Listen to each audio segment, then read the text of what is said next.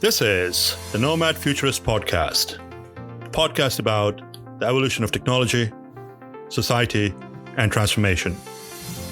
Connect with us, share your thoughts with us at nomadfuturist.com. Let's get this started. Here are Phil and Nabeel. Hello. Welcome to Nomad Futurist. This is your co-host, Nabeel Mahmood, live from Honolulu, Hawaii. This is your co-host, Philip Koblenz, also live in Honolulu, Hawaii. And we are joined by Jim Grice, partner at Akerman LLP. Jim, where are you from? I'm originally from Missouri.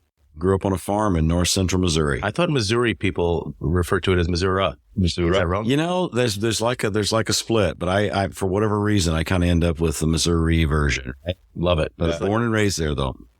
And where are you at these days? I technically live in Leawood, Kansas, so not far from, just across the border from Missouri. Thank you again for taking the time to join us today. So tell us about yourself. What do you do? Well, I lead the data center and digital infrastructure team at law firm Akerman LLP.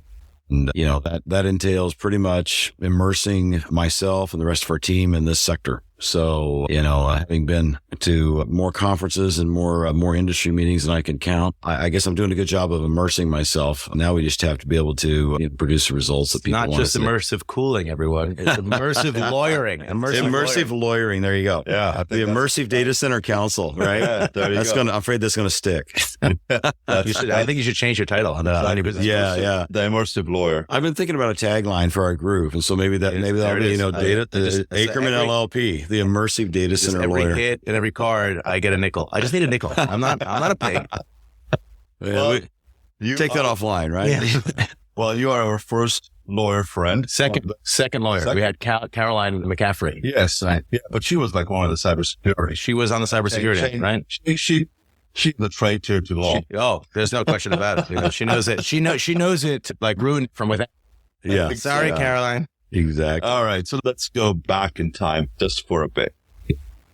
Did you always want to be in practicing law as a kid? I actually had an interest in kind of finance and actually was a stockbroker before I went to law school. And I never forget the day that my manager told me, I think it'd be a good idea if you go to law school. So I did. So why did he tell you that? Oh, that was a time period when there was a lot of ups and downs, and there was a lot of transition in the, the registered rep kind of traditional stock brokerage, build positions and sell. It was moving more to money, to manage money. And I was also very young. That's one of the things I look back on with my kids. There's a time and place for you to try to play a role in kind of a mature career. And a 22-year-old kid trying to pitch stocks to 50-year-old independent wealthy folks is not necessarily going to work all the time. Seemed to work out in that movie Boiler Room. Yeah, exactly. What is it? Wall Street, Rita's right, good. Exactly. Of course, I grew up at a time period when that came out. So, right. A couple of my buddies. That explains the slick back hair. Yeah, you got the look. Exactly.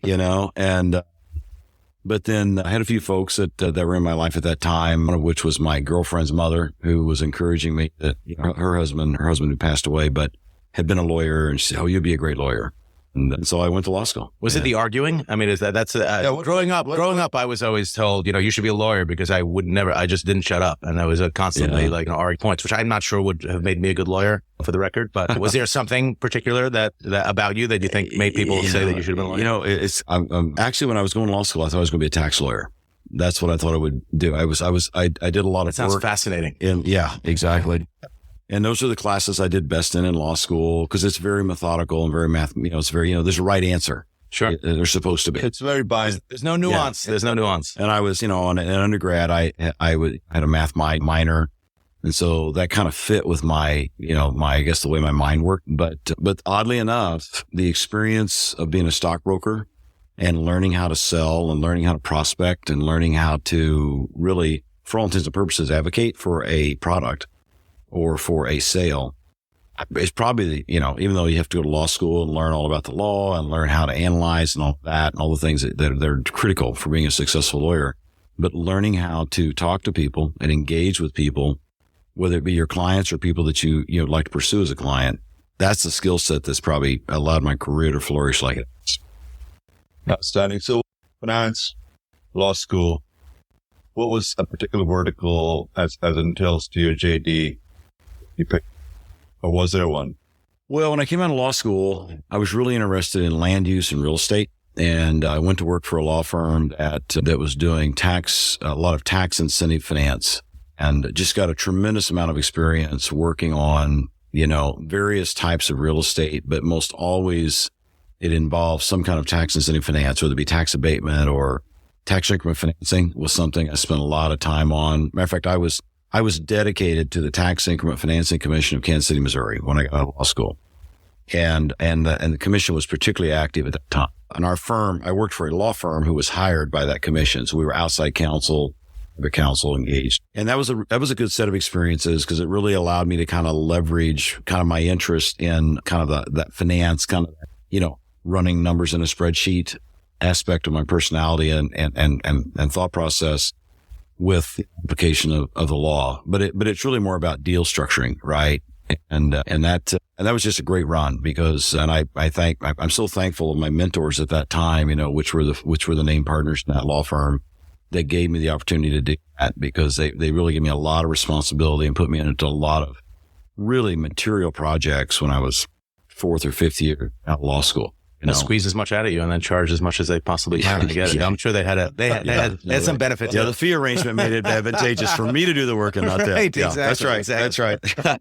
I'm not taking anything away from them, but it worked both ways. They were shrewd businessmen. Let's put it that way. They definitely were. So that's a part of their job, right? Yeah, of course. So real estate. So how did you get involved in the data center space and technology sector? Well, that's kind of like a twist of fate as well, right? You do the best you can to plan for life, but it's always that little turn in the road that takes you to the next direction. And the turn in the road for me was 2009 when we had the Great Recession. And at that point in time, I was 95% plus big box retail, doing large scale development, power centers, entertainment districts. Had nothing to do with data centers. It had everything to do with tax incentives, tax financing, tax incentive financing, economic development incentives. And I was working at a firm, and I was the chair of the real estate group, and we had a very substantial practice, and literally it ended overnight. I mean, over the course of November 2008 to March 2009, we went from probably 24 active projects, very material projects, to 0. And every client was like, well, I'm just going to let this settle down for a while and see how this blows over. And of course, we were all, really new development. Like back in those days, prior to that window, Walmart and Target were opening probably 175 stores a year, which anchored retail centers all over the United States. And they went from that to 0. And with the anchor going to 0, then nothing else happened, because that's how anchored retail works. And everything was just kind of shuttered for a while professionally. And I, again, kind of the turn in the road. I had a high school friend that was a civil engineer, had a project it was a certified data center site. And he said, I need you to come help me on the incentives. And so we kind of worked out an arrangement that worked for both of us and his partners. And I went to work on that site. And so you leave the law firm, or is it a project that the law firm takes, or you just... No, it was, I was performing the legal work through the law firm, but we had to work out an arrangement because it was a distressed asset. So they were, it wasn't your typical, here, I'll write down time and send you a bill scenario, because, they needed some help. And he was a friend from high. And so I worked on that, and it just kind of opened my eyes to, in my mind, I remember telling my wife, I used to be a big box retail lawyer. For all intents and purposes, I'm staying in retail. I'm just going to the digital side of the world. And of course, it's taken a lot of time since then for this to all mature and the whole process to come together. But ironically, that is kind of what happened, right? We went to a different model for retail. The whole world went to a different model. And then the pandemic hit, and even worse, even more amplified, maybe not worse, because it's better in some ways, right? Well, the nice thing is when the big box retail tenants are computers, you need less bathrooms, which is probably... Yeah, that's right. I tell you what. Yeah.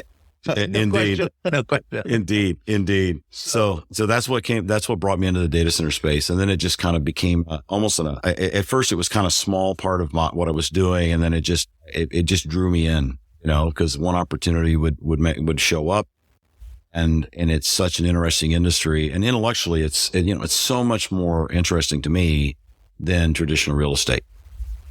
I want to ask you this question: comparatively speaking, big box retail versus where would you at? Of course, you're in this space.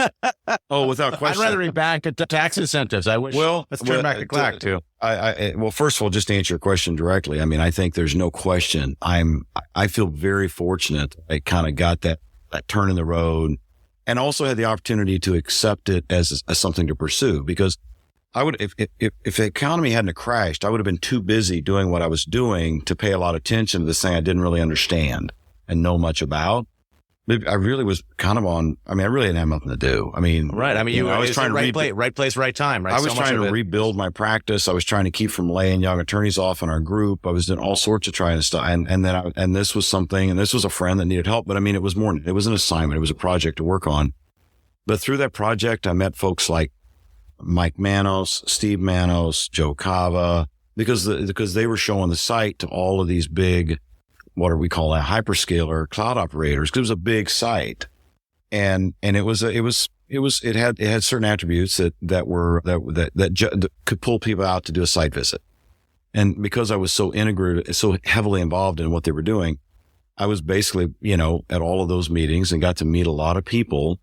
And like I say, it just kind of snowballed a little bit. But again, it's all about the opportunity to, because sometimes that's what life does for you, right? If you've got a window where you can pay attention to an opportunity, you can truly appreciate for what it is. So to answer your question, big box or this, I've had opportunities along the way, because retail didn't die forever, right? But I had opportunities and have incrementally continued to migrate our practice exclusively to this space. Even though there's opportunities to go back in and accept representation. I've actually turned representation down from retail developers that I used to work with, just because it's a different type of work. It's a different type of product. And there's just a higher level of satisfaction maybe, and a higher value coefficient to work in this space. It's just a much more complicated technological facility.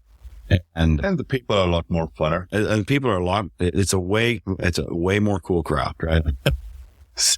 Take that, Walmart. So not too pressing, but we are right at this chasm whereby we can't be ready for depression. It's impossible. Let's start with recession. Not sure we're quite at the depression level, but yeah, I mean, you see a lot of layoffs happening in the tech sector. Yeah, right? We do see a lot of layoffs, and it's hard to anticipate what's going to happen. I was actually here at PTC. I was in a presentation earlier this week where a gentleman was talking about, when you see these changes in economic conditions, it's not necessarily it doesn't mean that the world stops. It just means it changes our operational theater. I thought that was kind of a really insightful way to look at it, because it just presents new challenges. And I think that's what we're in for. We're in for some new challenges, but most of the folks, well, I personally believe that if we do have challenges in our economy, it might actually, like the pandemic, it might amplify our need for the digital infrastructure that we continue to work on, access to. And so we may fare better in a downturn as an industry. I think we will likely fare better.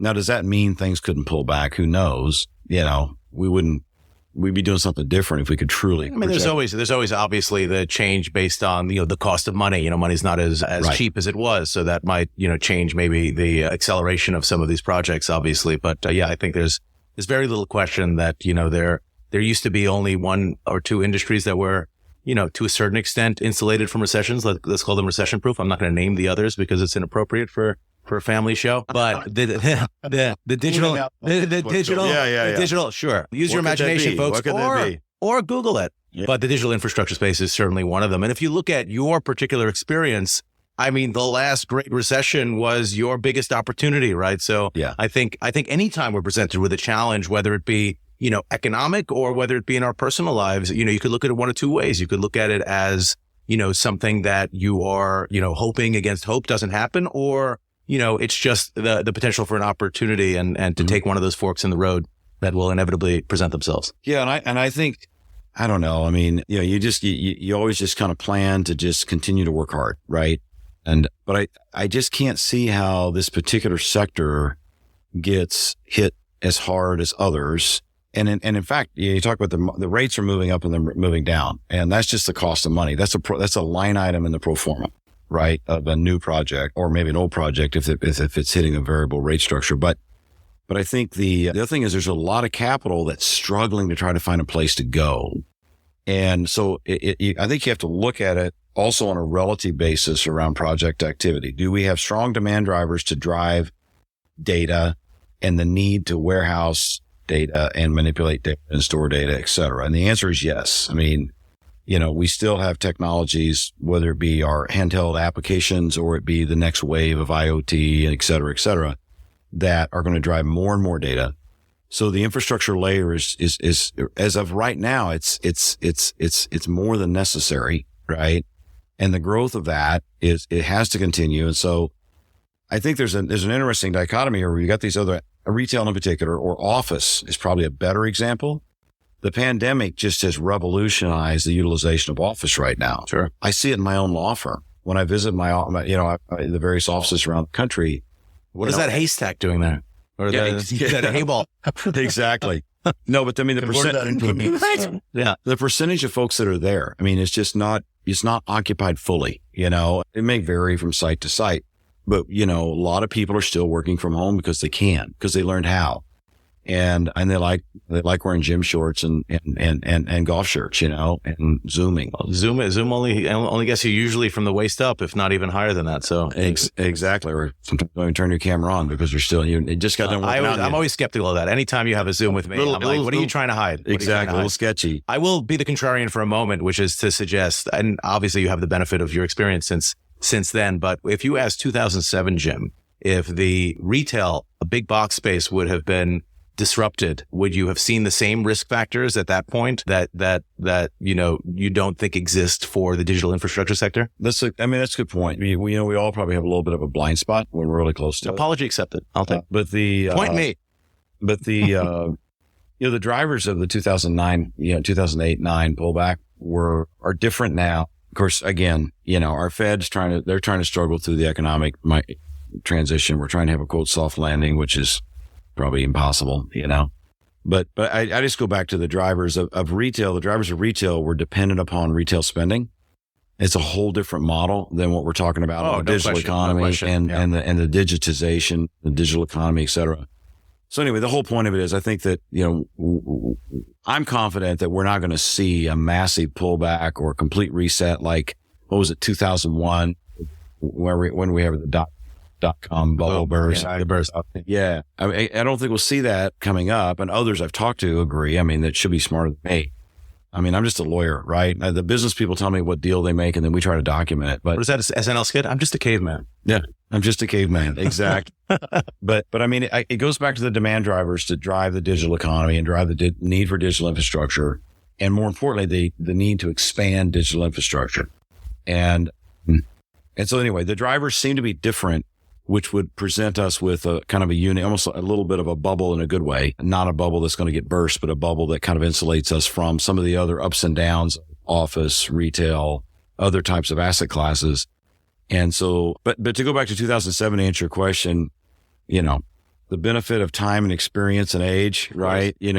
Probably have a little more perception now than I did then. Back then I was just, I was a very much younger lawyer that was, probably didn't appreciate the success I was having at the time, right? If in 10 years you come on the podcast and you're like, you know what, I would have never guessed it, but we're building blockbuster videos again. Yeah. Then, we'll look back on this, but I think you're probably right. And if that's the direction we go, I'll try to figure out a way to migrate with it, right?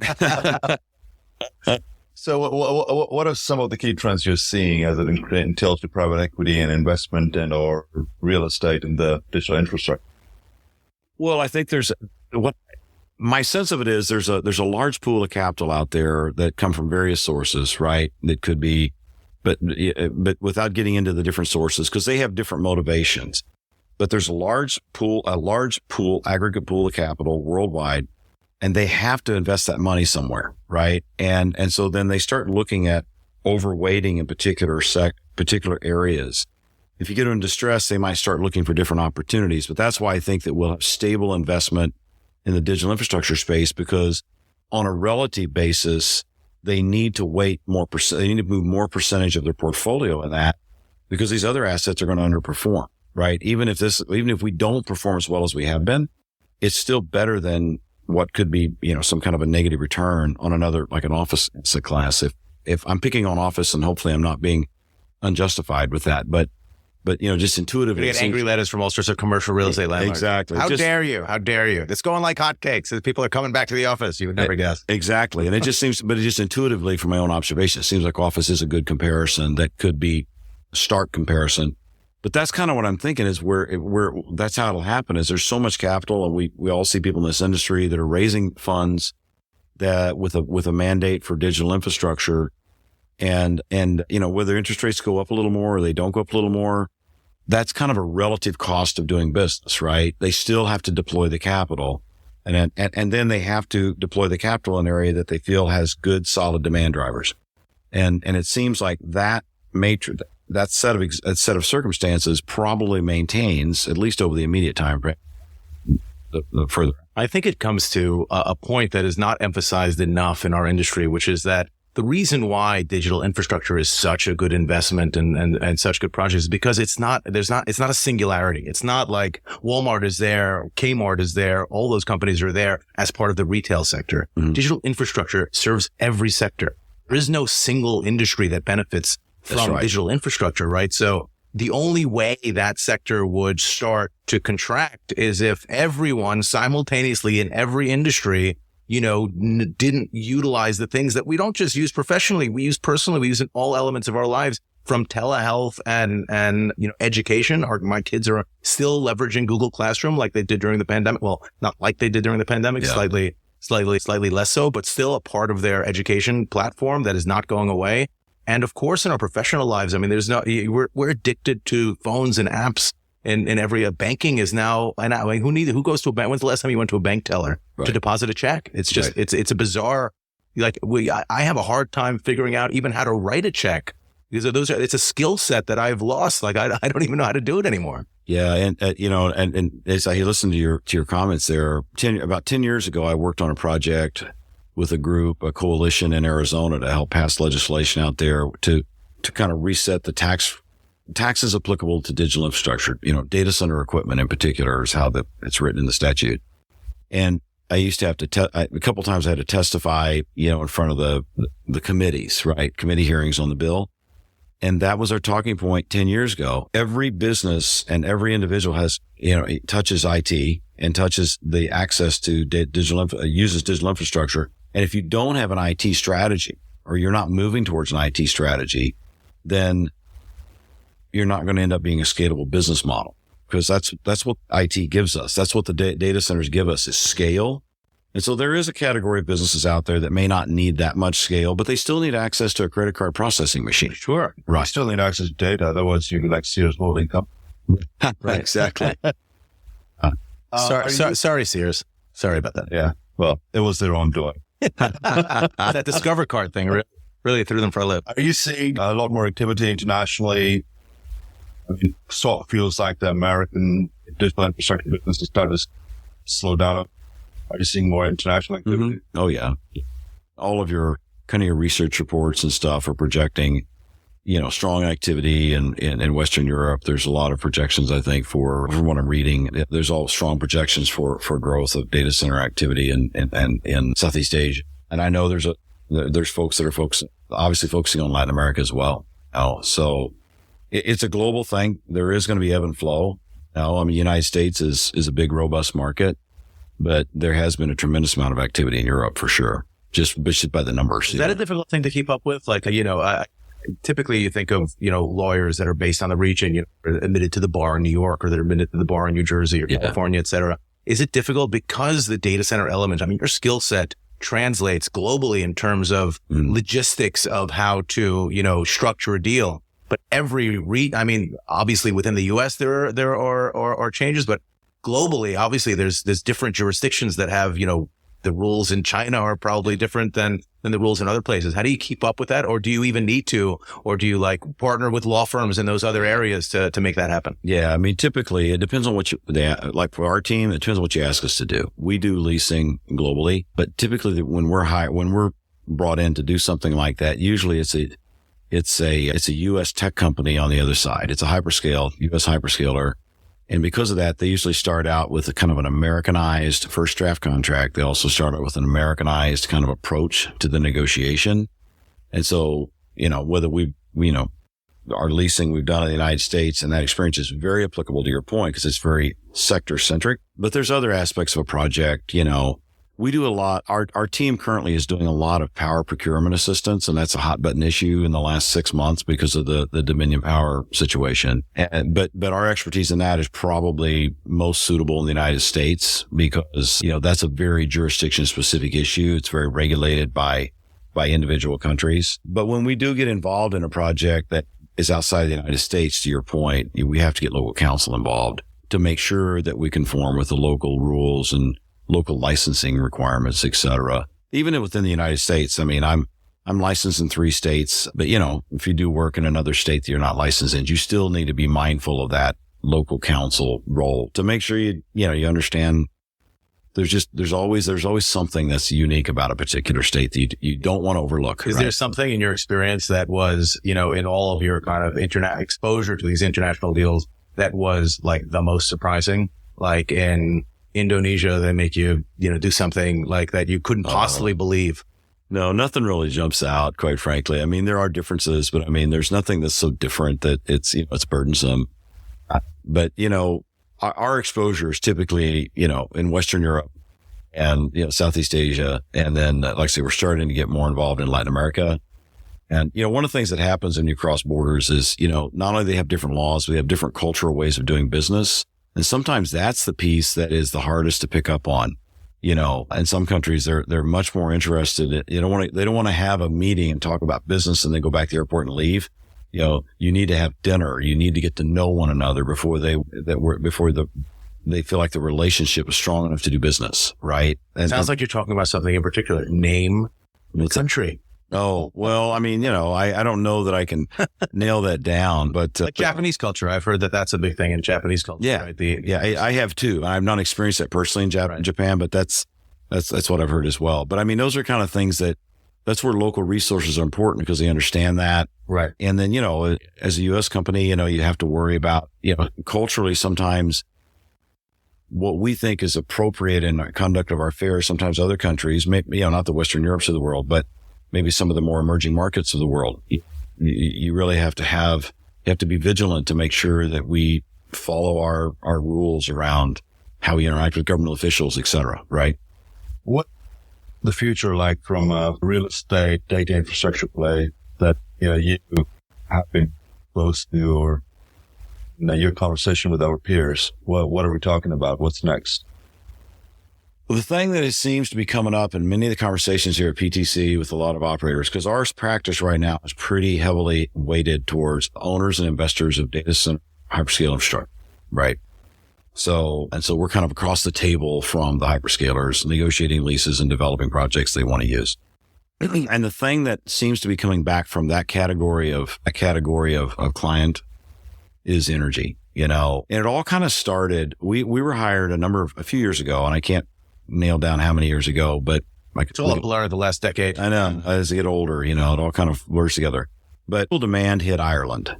And flexible demand is essentially a program where EirGrid said in the Dublin area, they're not going to give you a firm commitment on power beyond 10 megawatts or something like that. I can't remember the exact number, but it was not 50, right?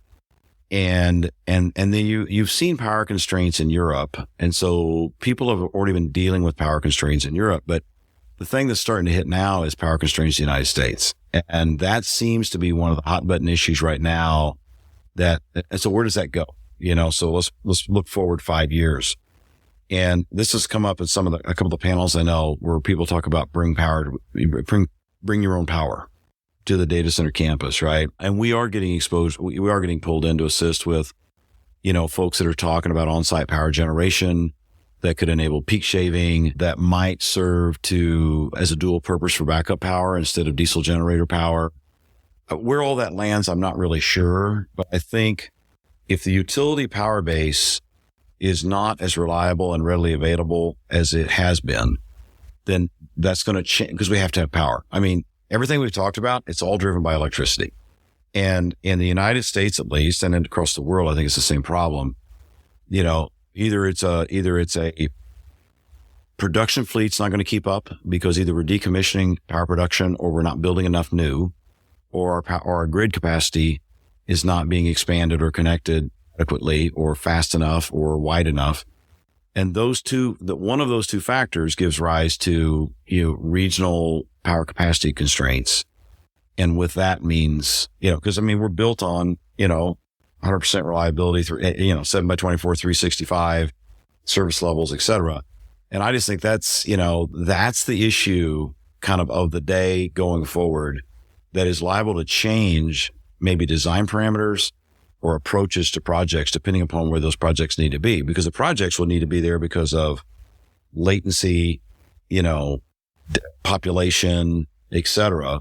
And those also happen to be with electric vehicles and other types. You think about all the other things that are coming on. Technology in and of itself, not just, it all relies upon electricity. So we're all going to do our collective part to draw on the grid. And I just think where that goes, it's hard to pinpoint right now.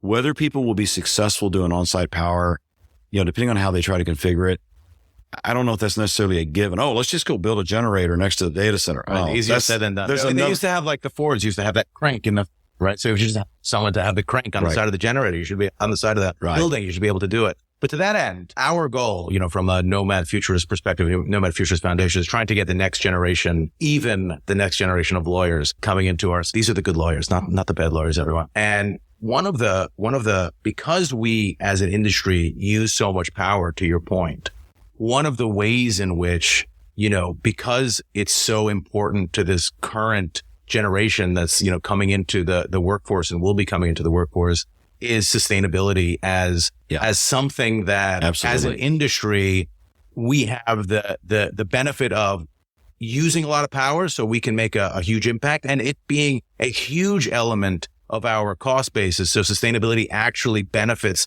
our bottom line in ways that, just buying carbon offsets, if you're in the finance world or something to make you feel better about having the private jet, to take you around the world doesn't necessarily have that same impact. I apologize to all the carbon offset companies out there. Is that something that comes up in your conversations? Is sustainability? Oh yeah. It's been coming up for years. Right. But the thing about it is, there was a time about 10 years ago, maybe a little more, where I was working with the Green Grid on a white paper, and we were struggling with, I was working with my friend Eddie Shooter, who just used to be recently at Switch. And we were trying to come up with the notion of what constitutes sustainable site selection. And this is before people were using ESG widely. Just put some solar panels. Yeah, exactly. And so I think one of the things that came out of that exercise is, and my job was to interview senior data center managers across the industry. So a few hyperscalers, a few big financials, a few different industries, right? What's a sustainable site to you? And we tried to develop a definition, and a sustainable site is one that is actually insulated from disruptive cost spikes, because this is a 50-year facility and you're going to go through multiple presidential administrations and political environments, et cetera. And so how do you avoid that? Well, what we got from that is diverse fuel sources, diverse power sources. You have resiliency by eliminating points of failure, right? And I think ESG really kind of embodies that, along with other elements that are very important. It doesn't sound like the driver there is the environment. It is. Yeah. On that exercise, we're focused mostly on sustainability in the sense of environmental. Right. But that's why I think the renewable energy is one part of the solution, but it's not 100% of the solution, because it's not baseload power typically, right? But it's also important to have all these fuel sources available to provide that diverse mix to allow us to be resilient. But ESG is an emerging topic. It's not an emerging topic. It is part of the business world at this point. And I'm actually moderating a panel at MetroConnect coming up later this month on ESG. And is it a win-win? Is the investment a win-win? And our prep call, one of our speakers talked about how, from the investment standpoint, they see ESG, both from the energy and the social and governance, as being really more of an operational model that gives a business resiliency in their overall business decision making, which I never heard anybody characterize it that way. I thought that was actually kind of an interesting way to look at it. And so from a investment standpoint, they benchmarked that, or at least this particular organization looks at it that way in some of their underwriting. because they feel like that it's, it eliminates this radicalism that could, in decision making that could make a business go up and down quickly. And I think that's the important part, right? The important part is trying to make the pitch not just from a kind of checkbox perspective, right, like they do with diversity and inclusion and ESG. Both have similar type of things where you're trying to check that box and make the pitch to the investors where there's a benefit to the overall business for leveraging those things. That's right. Yeah, I think at the core of it, they just got to do the right thing. Right. Well, the monetary aspect of things, eventually. I got to tell you this. I mean, the first lawyer that's actually made data center exotic. It helped being in Honolulu. Well, I tell you, most lawyers probably want to talk about indemnification clause and limitation liability clauses and stuff. Look at you interviewing people about what a sustainable data center is. Who knew that was on the resume of a lawyer? Yeah. So knowing what you know today and what you have accomplished and where you're in your life, what would the young Jim Grice do? Well, I'll answer that question with what I'm trying to do now, which is I'm trying to encourage as many young people to understand this is an industry that's worth thinking about. I've got my own children and I'm trying to get them to, have a view towards everything we've talked about, right? Play a role in this ecosystem, whether it be as a finance person or an engineer or some other discipline. We have need for all of that, right? And I'm doing it because I think it's not going to stop growing. This is a relatively limited size industry right now as far as the head count, right? And you think about some other industries like retail. When we used to go to the retail conference, and they had one in Las Vegas every year, there'd be like 20,000 people show up. Well, this is probably one of the bigger conferences we're at here at PTC. And everybody by first name. Yeah, we all do, right? Yeah, because you can't, right? Because it's still pretty small. No, because we've taken selfies with you and everyone. So you know their name. But I think that's if I were to tell myself when I was younger, I wish someone would pull me aside and said, "Hey, pay attention to this. Don't lose sight of the fact that this is important beyond just maybe being a good career, but it will be a good career as well, right? It's very fulfilling. It's very important." And the growth pattern is like we said earlier. I mean, unless we're all totally missing the ball here, it's going to be here 10 years from now and it'll be quite different, but that's also the benefit of it is it can be quite different. Actually, see the impact of your work in a way with other industries. Like you build something close to your house and literally your Netflix is going to be faster as a consequence of that. Exactly. That is a really unique way of not just like, being some cog in a wheel that you never see because you're just, manipulating paperwork for something that's intangible. Well, there's a sense of accomplishment. There's a sense of contribution. And just to add to what you just said, I mean, and you probably illustrated a lot than Phil and I ever could. We talk about our industry being the only industry, for starters, it's the youngest industry ever. And the only industry that's got the most sub-verticals. Yeah. And being a lawyer is one of them. And marketing and other opportunities. So you can start being a finance guy into real estate and you are a perfect example. So thank you for everything and thank you for your support. And thanks for being one of the good ones. I mean, thanks for resisting the pull towards tax law because, yeah. I apologize to all the tax lawyers out there, but you guys know. Taxes like vegetables, man. You just have to eat them, right?